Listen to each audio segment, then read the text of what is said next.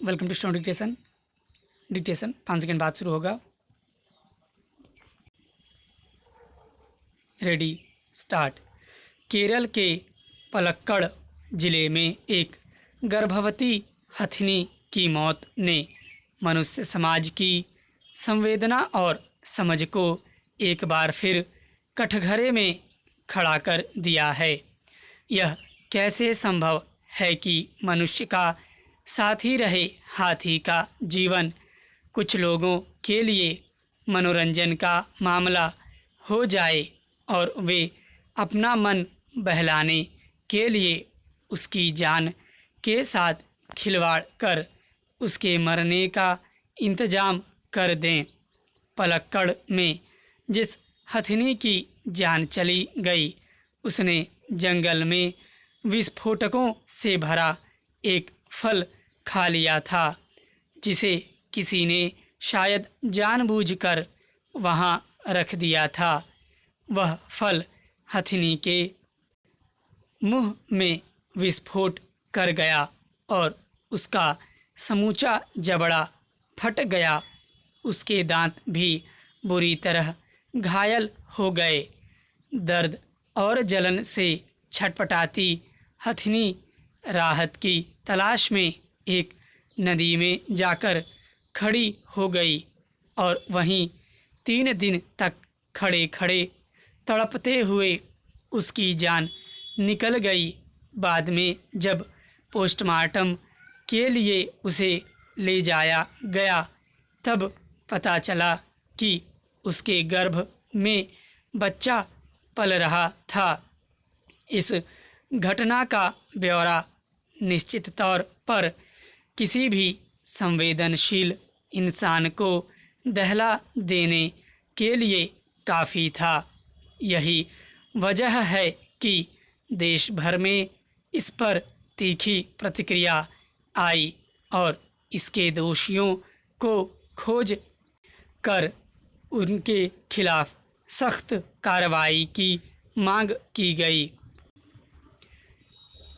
यह प्रथम दृष्टया महज एक पशु की मौत की घटना लगती है, लेकिन इससे जिस तरह के पहलू जुड़े होने की खबरें आई हैं वे परेशान कर देने वाली हैं। जिन लोगों ने अनानास में विस्फोटक भरकर हथिनी के खाने के लिए छोड़ दिया, उनकी संवेदना का स्तर क्या होगा। ऐसा करने वाले को क्या विस्फोटक से होने वाले नुकसान और उसकी तकलीफ़ का अंदाज़ा नहीं था। अब वन्यजीव संरक्षण अधिनियम के तहत संबंधित धाराओं में इस मामले में लोगों के खिलाफ मुकदमा दर्ज कर लिया गया है और हो सकता है कि पकड़े जाने पर दोषियों को सज़ा मिल सके।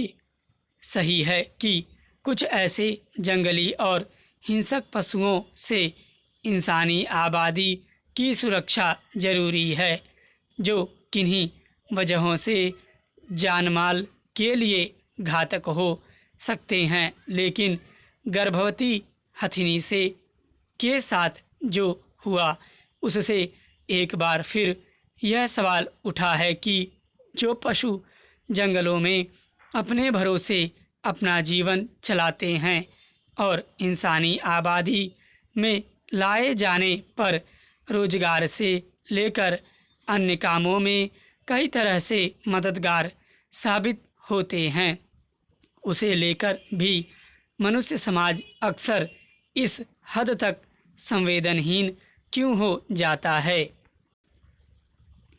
भारत सरकार ने यहाँ के हाथी को राष्ट्रीय धरोहर पशु घोषित किया है और इसे वन्यजीव संरक्षण अधिनियम 1972 की अनुसूची 1 में सूचीबद्ध करके कानूनी सुरक्षा भी प्रदान की गई है। लेकिन व्यवहार में हाथी का शिकार करने वालों से लेकर आम लोगों भी इन कानूनों का कितना ख्याल रखते हैं, यह किसी से छिपा नहीं है।